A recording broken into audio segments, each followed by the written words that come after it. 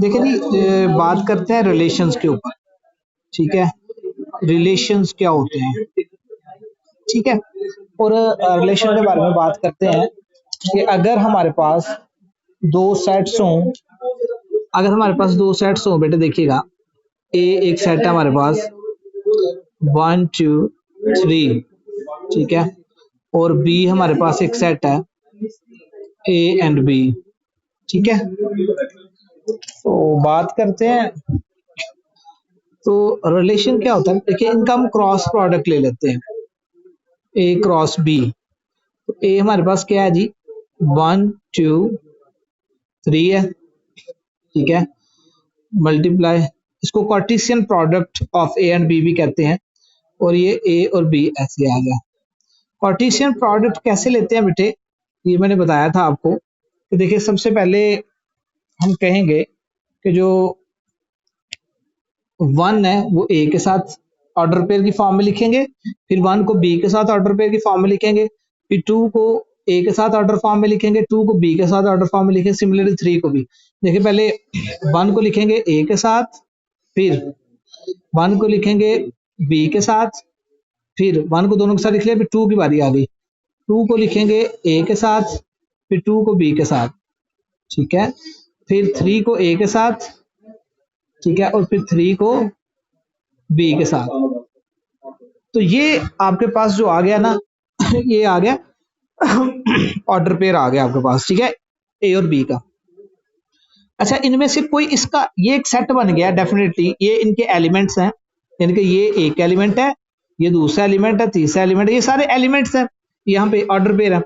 अगर मैं यहाँ पे एक R1 लिखता हूँ, R1, वो क्या होगा, वो इसका सबसेट होगा। जो R1 होगा ना, वो सबसेट होगा किसका, ए क्रॉस बी का। मैं इसको कहूंगा ये रिलेशन है इसके ऊपर, यानी कि ए क्रॉस बी का जो सबसेट होता है वो क्या होता है, जो होता है उसके ऊपर रिलेशन होता है। इसको अमूमन बाइनरी रिलेशन भी कहते हैं। ठीक है ना, ये रिलेशन, फॉर एग्जांपल मैं R1 लिखता हूं, इसके अंदर से कुछ एलिमेंट्स में लिख लेता हूं, 1A 2A 3A। देखें, तो ये इसका सबसेट है ना, देखें, यानी कि इसका हर एलिमेंट इस ए क्रॉस बी के अंदर मौजूद है। तो मैं कह सकता हूं R1 इसका क्या है, इसके ऊपर एक रिलेशन है। बात समझ आ रही है? ये उसके ऊपर क्या है, एक रिलेशन है। ओके जी।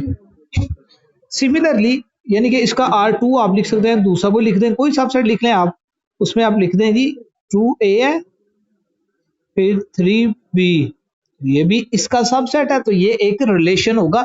लेकिन यहाँ पे इनको जस्ट हम बाइनरी रिलेशन कहेंगे, क्योंकि इनके अंदर कोई कंडीशन हमें स्पेसिफिक नहीं दी गई हुई कि हमने कौन से एलिमेंट लिखने हैं। हम जस्ट जो हमारा दिल किया हमने उठा के यहाँ पे लिख दिए, तो इनको जस्ट हम कहेंगे these are binary relations.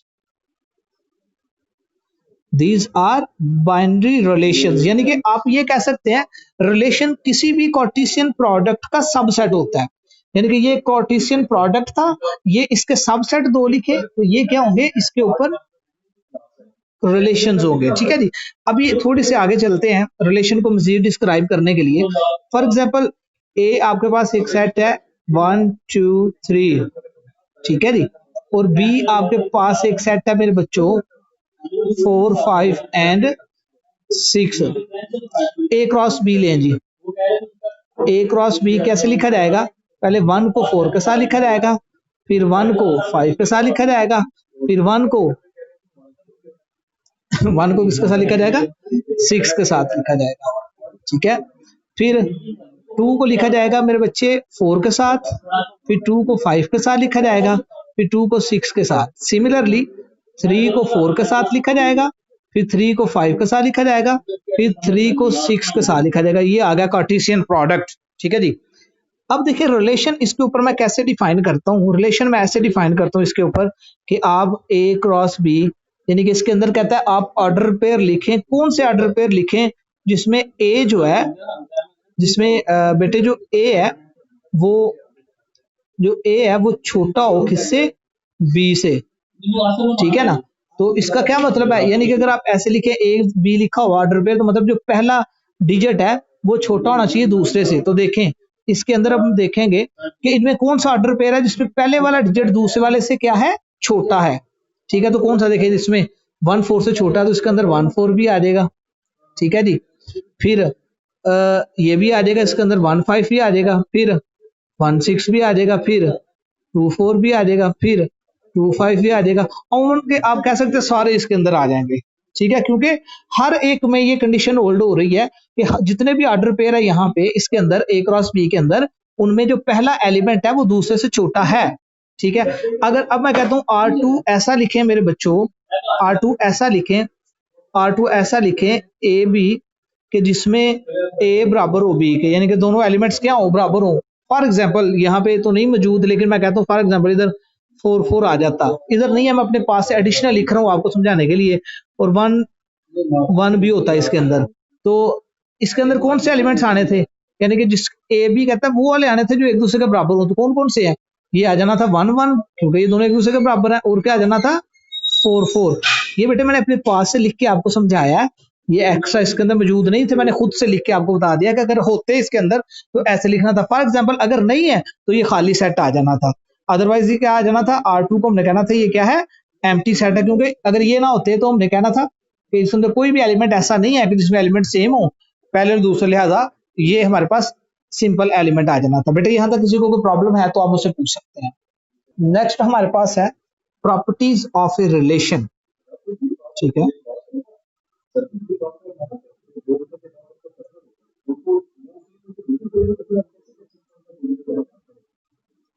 Properties of relation, सबसे पहले हम कहेंगे रिफ्लेक्सिव प्रॉपर्टी, यानी कि रिफ्लेक्सिव रिलेशन क्या होता है। रिफ्लेक्सिव रिलेशन, रिफ्लेक्स का क्या मतलब होता है, किसी को पता?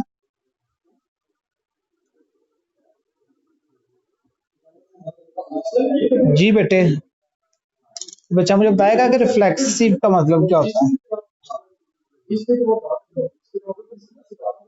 चलते हैं बेटे, रिफ्लेक्सिव का मतलब होता है, अगर देखें मैंने कहा था कि अगर दो सेट एक दूसरे के साथ रिलेट कर रहे हो तो उनको ऐसे लिखते हैं, यानी कि हम अगर मैंने कहा था कि देखें 1 जो है वो रिलेट कर रहा है ए के साथ, उसको हम ऐसे लिख सकते हैं कि 1 रिलेटेड ए, ये जो R होता है ना ये रिलेशन को रिप्रेजेंट कर रहा होता है। ठीक है जी, अगर हमारे पास बेटे एक सेट हो, देखिए एक सेट हो, हम कहेंगे कि ये रिफ्लेक्सिव है कब, अगर वो अपने ही साथ क्या होता हो, रिलेट करता हो, यानी कि उसका हर एलिमेंट इट सेल्फ रिलेट कर रहा हो। फॉर एग्जाम्पल देखिए मेरे बच्चे बात सुने, रिफ्लेक्सिव का मतलब होता है, फॉर एग्जाम्पल ए एक मेरे पास सबसेट है, इसके अंदर एलिमेंट है ए बी सी डी, और फिर ए, इसी को मैं दोबारा लिखता हूं, A B C and D, यानी कि ए जो है वो ए से रिलेट कर रहा हो, बी बी से रिलेट कर रहा हो, सी सी से रिलेट कर रहा हो, डी डी से रिलेट कर रहा हो,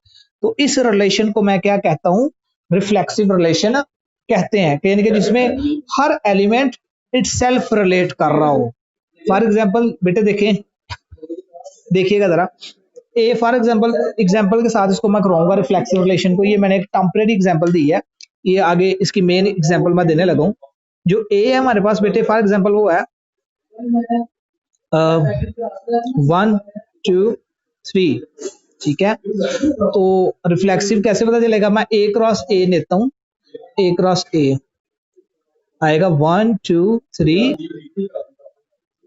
1 2 3, तो ए क्रॉस ए मेरे बच्चों क्या आ जाएगा आपके पास, 1 1 से रिलेट कर रहा है, 1 फिर 2 से करेगा, फिर 1 किससे करेगा, 3 से करेगा, फिर 2 1 से करेगा, 2 2 से करेगा, 2 3 से करेगा, फिर 3 1 से रिलेट करेगा, 3 2 से करेगा, और 3 3 से करेगा। ठीक है, अब इसके ये रिफ्लेक्सिव रिलेशन होगा, अगर ए क्रॉस ए की मैं बात करूं तो ये रिफ्लेक्सिव रिलेशन होगा, क्यों, क्योंकि इसके अंदर हर एलिमेंट जो है, यानी कि देखिए ए के कितने एलिमेंट है, 1 2 3 1 2 3, 1 1 से देखिए रिलेट कर रहा है, 2 2 से रिलेट कर रहा है, देखिए 1 1 से रिलेट कर रहा है, 2 2 से कर रहा है, 3 3 से रिलेट कर रहा है। फॉर एग्जाम्पल इसमें से मैं एक रिलेशन लिखता और इस तरह का लिखता मैं 1 1 1 2 2 2 2 1 3 3 एंड 4 4। तो मैं ये कह सकता था कि ये जो रिलेशन है ये रिफ्लेक्सिव है। क्यों? क्योंकि देखें ए के तमाम एलिमेंट्स इसके अंदर मौजूद हैं और वो इटसेल्फ मैपिंग कर रहे हैं, एक दूसरे अपने से ही साथ वो रिलेशन बना रहे हैं। कैसे? देखें 1 है ना, तो 1 1 से रिलेट कर रहा है, रिफ्लेक्सिव। 2 2 है तो 2 2 से रिलेट कर रहा है इसके अंदर, 3 3 से कर रहा है, 4 तो सॉरी है ही नहीं है इसके अंदर, ये 4 मैंने ऐसे लिख दिया है, तो ये होगा। यानी कि हर देखें ए का हर एलिमेंट इस रिलेशन के अंदर मौजूद है और वो इटसेल्फ रिलेशन भी बना रहा है, यानी कि अपने ही साथ वो रिलेट भी हो रहा है। तो इसलिए हम कह सकते हैं कि this R1 is reflexive relation. ठीक है ना? यानी कि किसी एलिमेंट का अपने साथ जो रिलेशन होता है उसे रिफ्लेक्सिव रिलेशन कहते हैं। किसी को कोई प्रॉब्लम है तो बेटे आप मुझसे पूछ सकते हैं। यानी कि किसी सेट का इटसेल्फ रिलेशन जो होता है वो क्या कहलाता है? रिफ्लेक्सिव रिलेशन कहलाता है। What is symmetric relation? ठीक है जी, व्हाट इज सिमेट्रिक रिलेशन? यानी कि सिमेट्रिक रिलेशन क्या होता है कि अगर फॉर एग्जांपल के दो एलिमेंट हैं ए एंड बी, और जो ए है वो रिलेट कर रहा है बी से। ठीक है, जो ए जो है वो रिलेट कर रहा है बी से, तो देन बी भी रिलेट करे ए को। यानी कि अगर ए बी को रिलेट कर रहा है तो बी ए को रिलेट करे। ठीक है जी, तो इसको क्या कहते हैं? सिमेट्रिक रिलेशन कहते हैं। यानी कि आप ये कहेंगे कि अगर ए बी के साथ रिलेट कर रहा है तो देन बी किसके साथ करेगा? ए के साथ। यानी कि अगर किसी रिलेशन के अंदर मौजूद तमाम ऑर्डर पेयर्स के लिए ये कंडीशन हो, यानी कि अगर ए बी को रिलेट कर रहा है बी ए को भी करना चाहिए, तो वो उसको हम कहेंगे वो क्या है? सिमेट्रिक रिलेशन है। ठीक है, एग्जाम्पल के तौर पे हम यहाँ पे बात करते हैं, यहाँ पे इनमें से बताते हैं कि सिमेट्री कौन से हैं। देखें इसके अंदर 1 2 से रिलेट कर रहा है तो 2 1 से भी कर रहा है, इक्वल हो गया। ठीक है, और 3 4 से कर रहा है लेकिन 4 3 से नहीं कर रहा है इसके अंदर। देखें तो लिहाजा ये हमारे पास सिमेट्रिक रिलेशन नहीं होगा, ये सिमेट्रिक होगा। चेक करें जरा आप, देखें यहाँ पे सेम वालों को तो छेड़ना ही है ना, जहाँ पे सिमेट्रिक है वहां पे जो सेम होते हैं उनको तो छेड़ना ही नहीं है ना। देखें इसमें 1 2 से रिलेट कर रहा है और 2 1 से भी कर रहा है। देखें 1 2 से रिलेट कर रहा है और 2 1 से रिलेट कर रहा है, तो इसका मतलब है ये क्या होगा? सिमेट्रिक रिलेशन होगा। कोई प्रॉब्लम बच्चों? बच्चे कोई मसला है कि जो R2 रिलेशन है ये आपके पास क्या होगा? सिमेट्रिक रिलेशन होगा। क्यों? क्योंकि इसमें अगर 1 2 से रिलेट कर रहा है तो 2 1 से भी कर रहा है, यानी कि कोई ऐसा एलिमेंट नहीं है जो अकेला है, यानी कि एक दूसरे को मैप कर रहा है दूसरा पहले को मैप नहीं कर रहा है जी।